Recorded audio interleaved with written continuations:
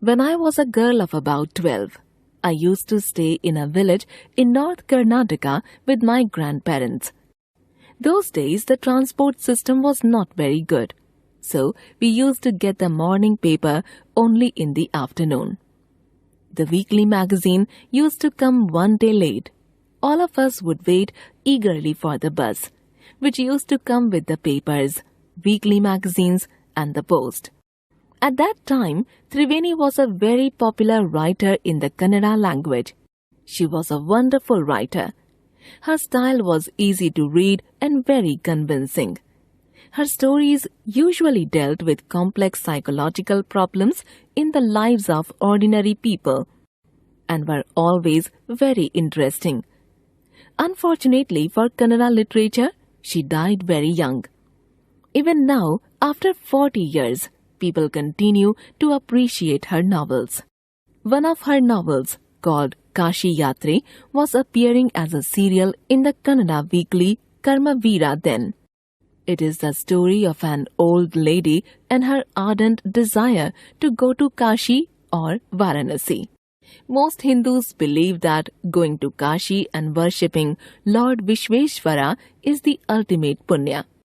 This old lady also believed in this, and her struggle to go there was described in that novel. In the story, there was also a young orphan girl who falls in love, but there was no money for the wedding. In the end, the old lady gives away all her savings without going to Kashi. She says, the happiness of this orphan girl is more important than worshipping Lord Vishveshwara at Kashi. My grandmother, Krishnakka, never went to school, so she could not read. Every Wednesday, the magazine would come and I would read the next episode of this story to her.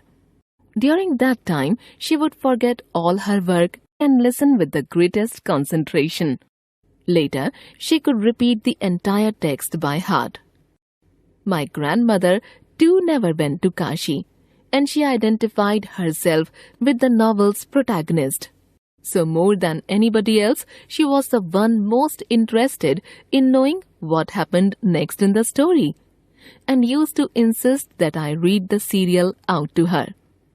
After hearing what happened next in Kashi Yatri, she would join her friends at the temple courtyard where we children would also gather to play hide and seek. She would discuss the latest episode with her friends. At that time, I never understood why there was so much of debate about the story. Once I went for a wedding with my cousins to the neighboring village. In those days, a wedding was a great event. We children enjoyed ourselves thoroughly. We would eat and play endlessly, savoring the freedom because all the elders were busy. I went for a couple of days, but ended up staying there for a week. When I came back to my village, I saw my grandmother in tears. I was surprised, for I had never seen her cry even in the most difficult situations. What had happened? I was worried. Avva, is everything all right? Are you okay? I used to call her Avva, which means mother in the Kannada spoken in North Karnataka. She nodded but did not reply. I did not understand and forgot about it. In the night, after dinner, we were sleeping in the open terrace of the house. It was a summer night and there was a full moon. Avva came and sat next to me. Her affectionate hands touched my forehead. I realized she wanted to speak. I asked her, "What is the matter?" "When I was a young girl, I lost my mother. There was nobody to look after and guide me.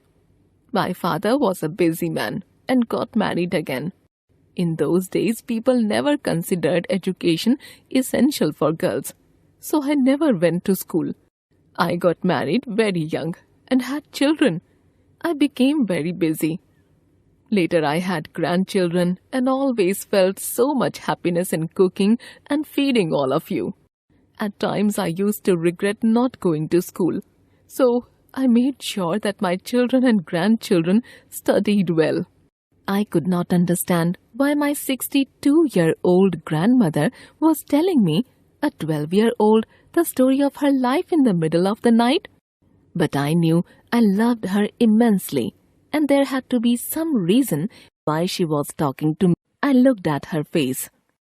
It was unhappy, and her eyes were filled with tears. She was a good-looking lady who was usually always smiling. Even today, I cannot forget the worried expression on her face. I leaned forward and held her hand. Ava, don't cry. What is the matter? Can I help you in any way? Yes, I need your help. You know, when you were away, Karmavira came as usual. I opened the magazine. I saw the picture that accompanies the story of Kashi Yatri, and I could not understand anything that was written. Many times I rubbed my hands over the pages, wishing they could understand what was written. But I knew it was not possible. If only I was educated enough. I waited eagerly for you to return. I felt you would come early and read for me. I even thought of going to the village and asking you to read for me. I could have asked somebody in this village, but I was too embarrassed to do so. I felt so very dependent and helpless. We are well off, but what use is money when I cannot be independent? I did not know what to answer. Ava continued. I have decided. I want to learn the Kannada alphabets from tomorrow onwards. I will work very hard. I will keep Saraswati Puja Day during Dasara at the deadline. That day I should be able to read a novel on my own. I want to be independent. I saw the determination on her face. Yet I laughed at her. Ava, at this age of 62, you want to learn alphabets. All your hair are grey. Your hands are wrinkled. You wear spectacles and you work so much in the kitchen. Childishly, I made fun of the old lady. But she just smiled. For a good cause. If you are determined, you can overcome any obstacle. I will work harder than anybody, but I will do it. For learning, there is no age bar. The next day onwards, I started my tuition. Ava was a wonderful student. The amount of homework she did was amazing. She would read, repeat, write and recite. I was her only teacher and she was my first student. Little did I know then that one day I would become a teacher in computer science and teach hundreds of students. The Dasara festival came as usual. Secretly, I bought Kashi Yatri, which had been published as a novel by that time. My grandmother called me to the puja place and made me sit down on a stool. She gave me a gift of a frock material. Then she did something unusual. She bent down and touched my feet. I was surprised and taken aback. Elders never touch the feet of youngsters. We have always touched the feet of God, elders and teachers. We consider that as a mark of respect. It is a great tradition, but today the reverse had happened. It was not correct. She said, I am touching the feet of a teacher, not my granddaughter. A teacher who taught me so well, with so much affection that I can read any novel confidently in such a short period. Now I am independent. It is my duty to respect a teacher.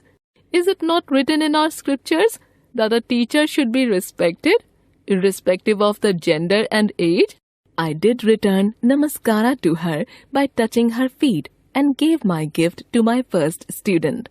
She opened it and read immediately the title Kashi Yatri by Triveni and the publisher's name. I knew then that my student had passed with flying colors.